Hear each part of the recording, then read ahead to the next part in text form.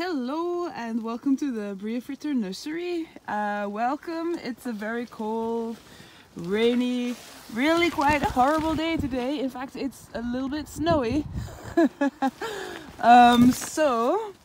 Today I would like to talk to you about this amazing moss. It's actually an aquatic moss, and it's called the long-beaked water feather moss. And this moss is absolutely amazing in a water feature, with water trickling down it, and water features have become really quite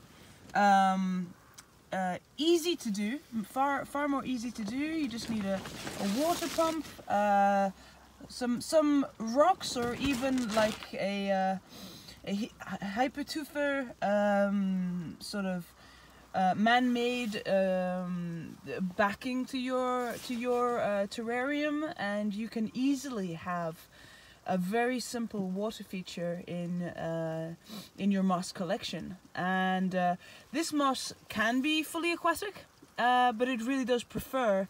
It needs constant water. Like it's been out for maybe 2 days.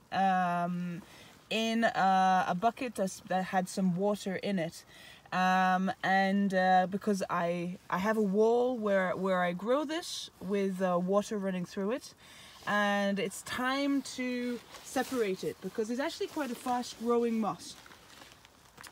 It's a fast-growing moss. It'll grow with the water trickling through it, and it'll grow to the length of that it has. It's really quite an amazing moss. It'll stop growing down about that far from the rock underneath, or the bottom of the terrarium, and then it'll stop. It won't continue growing down. So it has a little way of sensing that its space is up, and then it's got an interesting root system, and it's easily propagated by oh, look, there's spores.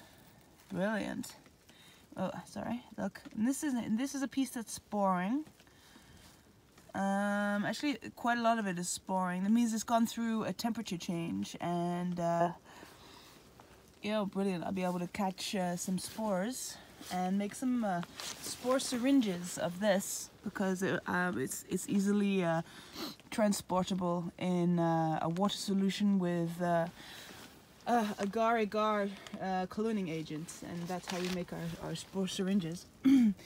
By catching these. It's not quite ready yet. If you can see, now if I could get close without it going out of focus, there's little tiny pointy ends to the spore capsules. And when it goes a darker color, and the tip is going to fall off, you can dehydrate it, and as if it was summer, basically. Dehydrate it, and then catch the spores in water, in a sterilized water solution, and pop it in a syringe, and off you go. So, this amazingly beautiful moss can survive quite high temperature. The water up to, let's say 25 degrees, which is perfect for like angelfish. Even betta fish would enjoy this moss. And you can have like it going in quite a high, because it has a nice root system. Don't worry about having like a pump where the water is flowing like you would for angelfish, for instance. They enjoy being in like high flow water. Hence the design of their bodies.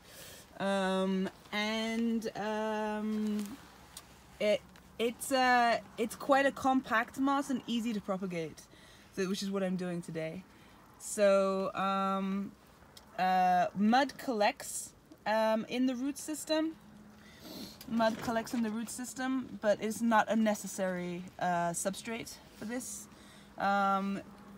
It actually gets all its nutrients from the water, and it's easy to attach as you would to any rock.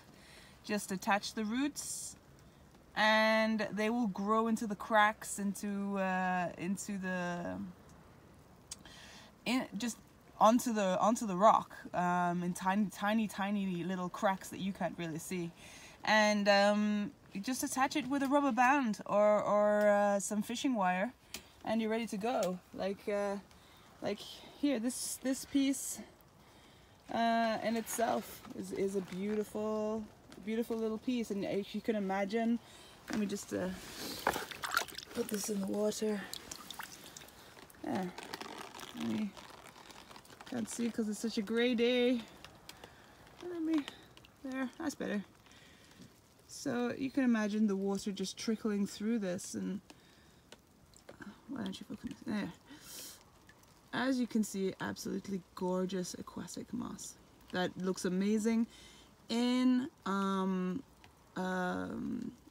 water features, as in waterfalls, being sprayed,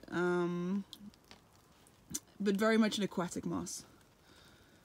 Needs high humidity, and it is also a full shade moss, so it does not fare well. For instance, in a fountain in full light, it wouldn't fare well. So full shade and aquatic water feature moss looks absolutely amazing in waterfalls. So like this piece here is a piece that is 10 centimeters by 20 centimeters. We sell 10 centimeters by 20 centimeters. We also sell 10 centimeters by 10 centimeters and 5 centimeters by 5 centimeters. For instance, if you got a piece like this, you could propagate it by cutting it here. Very often it propagates, well, obviously by spores like I showed you, but also just a piece that comes off. I mean, here's a piece with roots. I mean, obviously that's going to grow faster and nicer and better, but it will also send roots out. If you see, here's a good example of why it's again a feather moss, because it has the main branch and then branches coming off it like a feather. And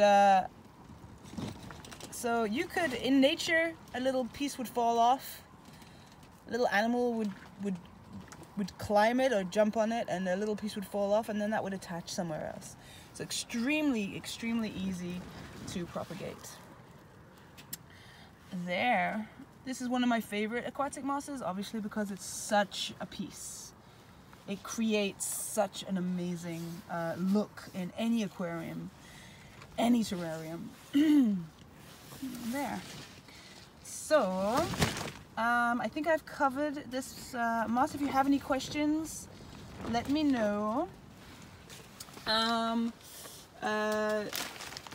Easy to propagate and fast growing as well, and it'll become quite a plump piece.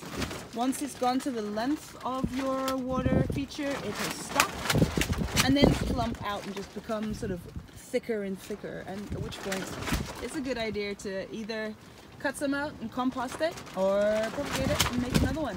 Very easy. Okay, there you go. Long-beaked aquatic or water feather moss. If you have any questions, let me know.